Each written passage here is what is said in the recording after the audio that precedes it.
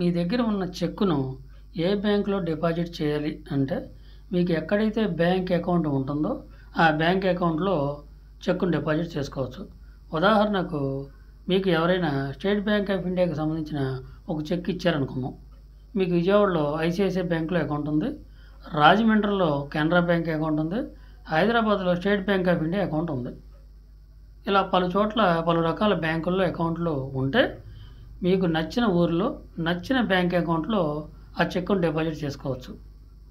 Check ఇచ్చిన వ్యక్తికి bank account ఎక్కడ ఉన్నా అది ఏ బ్యాంకుకు సంబంధించిన చెక్ అయినా కానీ ఆల్ ఓవర్ ఇండియాలో మీకు నచ్చిన ప్రదేశంలో మీకు ఎక్కడైతే అకౌంట్ ఉంటుందో ఆ అకౌంట్లో చెక్కును డిపాజిట్ చేసుకోవచ్చు.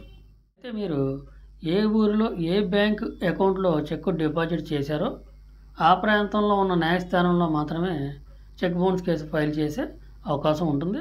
ఉదాహరణకు మీరు విజయవాడ భవానీపురం ప్రాంతంలో ఉన్న ఏదైనా ఒక బ్యాంకులో చెక్కును డిపాజిట్ చేశారనుకుందాం.